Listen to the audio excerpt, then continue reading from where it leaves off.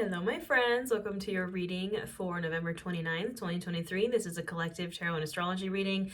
I'm going to tell you a little bit about the astrology we got going on, mostly the moon phase because that's what I do. I'm a moon witch. And then we're going to do a tarot reading for today. I've been doing these collective readings every single day for the month of November. Every single day, y'all. And we're on the second to last day. I'm proud of myself for doing it. I hope you guys have enjoyed it. We're going to go to weekly readings after this that incorporate a yoga class, actually, because that's also what I do here. Yeah, we're gonna get right on into it. I just want to say before we get started, again, these are your last 2 days to take advantage of my 50% off sale. If you want to learn the moon phases, I have a moon magic guided journal that'll teach you everything you want to know. If you want to kickstart your witchcraft wellness journey, I have a 30-day witchcraft wellness ebook. They're only $11 each. If you want every single witchcraft wellness course I offer, it's half off and you can get everything, and this is the last time it's going to be on sale forever. If you want a personal reading, half off. Like, this is the last time anything is going to be on sale, so do it. Anyways, we have tonight on November 29th, we just had a big old full moon in Gemini, and we are now in our waning gibbous phase, and the moon is moving from Gemini to Cancer. Love a Cancer moon. My best friend is a Cancer moon. Cancer is ruled by the moon. And you're probably going to be in your feels today and tomorrow.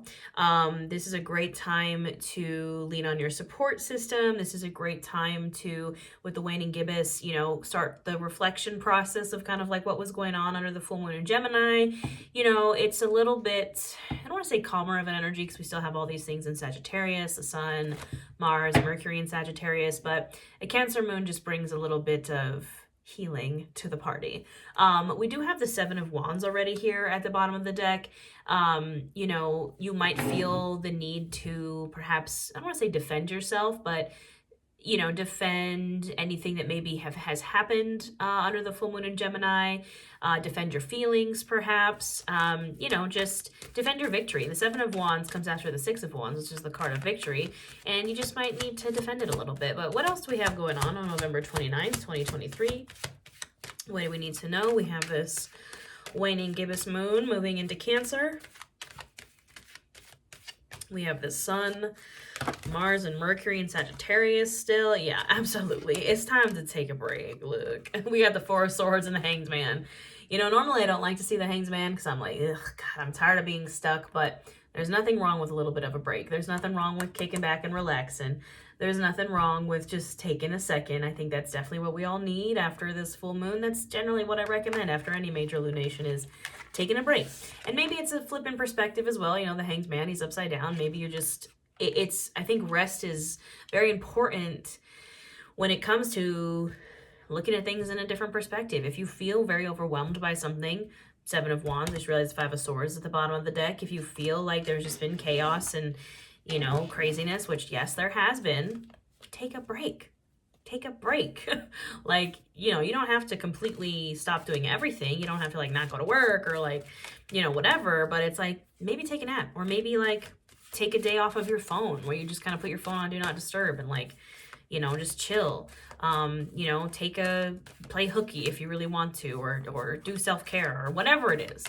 Just take a little break. Take a little break to process and to feel and to perhaps get a well-needed perspective shift. Because look, this is not where you want to end up. The Nine of Swords. This is what happens when you don't take breaks. This is what happens when you don't relax. This is what, and I don't like the toxic positivity of just just relax, just breathe. No. This is the card of nightmare, stress, anxiety, of waking up from a nightmare, still being in a nightmare. Obviously, we don't want that. But having a mental reset kind of day, having a rest, having a break, doing self-care is preventative for this. And obviously, when you have mental illness, anxiety, depression, which I do, sometimes this comes out of nowhere. But that's why we have preventative coping mechanisms in place, routines. For me, I journal every day. I meditate, I do yoga. These things keep me out of this. I noticed that when I fell down the stairs recently and I couldn't work out, I couldn't do yoga, I couldn't do any of the things that normally keep me grounded and out of anxiety. I lost my mind. I was losing it. And I was what is wrong? And I was oh my God, suddenly all my coping mechanisms have been taken away from me. I couldn't walk. I walk my dogs twice a day, every day. I couldn't work out. I work out every single day. I couldn't do yoga. I do yoga every single day. I was what is wrong with me? Oh yeah, because I haven't been able to take a moment for myself because all my coping mechanisms were gone. Like, take a moment for you. Take a moment for you. And then we have the Eight of Cups, the Four of Wands, and the Magician. You know, I'm here. I don't know why I just heard that really high pitch, like, it's time. Like, I can't not get my voice that high, but like the Mariah Carey, like, it's time, Christmas, like, song, whatever. I hate that song, but it's a trending sound on TikTok where she's saying it's time and her voice is like really high pitched. You'll know when it's time to start moving again. You know, you'll know when it's time to, like, you know, get back into the Magician energy, to move on from some of these cups. Like, we take these rest periods to know maybe what needs to go, if that makes sense. Like, I think from your rest, you might be able to kind of figure out what you need to walk away from. And here's the thing, you know, people, I feel like, are like, well, every month full moons are about releasing. I can only release like so much, but here's the thing. Every month, different things happen. Every month, you know, your story progresses, your life happens, and every month there might be something new you need to release. You know, something might have triggered you that month and it comes up and you need to work through it. You know, maybe something gets triggered from you taking a break or from you not taking a break. Something gets triggered and you realize, hey, I got to walk away from this. We are constantly evolving. We're constantly kind of shifting these energies. And, you know, everything is cyclical. Working with the moon cycles just kind of has really helped me realize, like, we live in cycles. Everything around you has a cycle. The moons, your body, the digestive cycle, the life-death cycle, the plants have cycles, the season cycle, everything cycles, you know? So just maybe take a second to, like, establish what points in your kind of your own personal cycles you're in, what cycle of your life are you in, all these things. And know that it's okay to walk away from things whenever you want. It doesn't have to be under a full moon. You can always release, but it's just, I think the full moon is just like a good reminder and a good, like, scheduled time to be like, all right, well, you know, what do I need to get rid of? And then, you know, now we're kind of in this reflecting period, but you can always walk away from things. You don't have to wait for a full moon to release. Anyways, the focus, I think, should be on stability, security, foundation. You know, I think that's what most of us are working towards right now. I think collectively, you know, the Magician, the Alchemizer, we're really, especially us millennials, like, let's be real, we're all trying to trash magic ourselves a house because we were promised a house if we went to school and we did our things and we made money, and, you know, we were promised that we could have some kind of semblance, but, you know, capitalism said no. And we're all trying to, like, magician our way into, you know, just stability, just, you know, I'm like, what I wouldn't give to own property, you know what I mean? But the Four of Wands can be anything. It doesn't, you know, I don't think we all have the exact same goals of success. I think we all have something different, but it's about manifesting and alchemizing what your safety and security and stability looks like. It looks like something different for everyone. What else do we need to know? November 29th, 2023. We're taking a little break. We got the moon in Cancer. Absolutely. Ace of Cups at the bottom of the deck. There's that Cancer moon coming through. You want to cry, cry. You want to go be happy, be happy. Tap into your emotions. Identify your emotions. Use them as power. They are powerful. You know, Pisces, Cancer, Scorpio energy with that Ace of Cups. Temperance. Here's our Sagittarius coming through. If you're feeling that unhinged chaos, you got to tap into your temperance. Peace, harmony, moderation, balance. Like, alchemize that restless, unhinged energy into something productive, because that's, like, you know, so that Seven of Wands again. Defend yourself essentially against the chaos. Like, defend yourself against, you know, the unhinged Sagittarius, Gemini energy. Our favorite, not really our favorite, but our stalker card, the Five of Cups, is here with the Empress. Again, you might be feeling a little weepy with the new moon in Cancer. It's okay. It happens. You might be feeling in your feels, and we know that the Five of Cups is something that comes up so often because grief is something that comes up all the time. It's something that never goes away. How do we fix it? Self-care. Not fix it. How do we deal with it? How do we cope with it? Self-care. The Empress. This whole reading is like, take care of yourself. I made a meme for the full moon in Gemini that was like that. Treat yourself. Treat yourself. Like, maybe that's the Cancer moon vibes, is treat yourself. Nostalgia. Treat yourself. Stuffed animals. Treat yourself. Comfort food. Treat yourself. Like, that's the Cancer moon. That's the Cancer moon vibes. When you get the weepies, what do you want to do? Eat ice cream. Absolutely. All right. What else do we need to know on November 29th, 2023?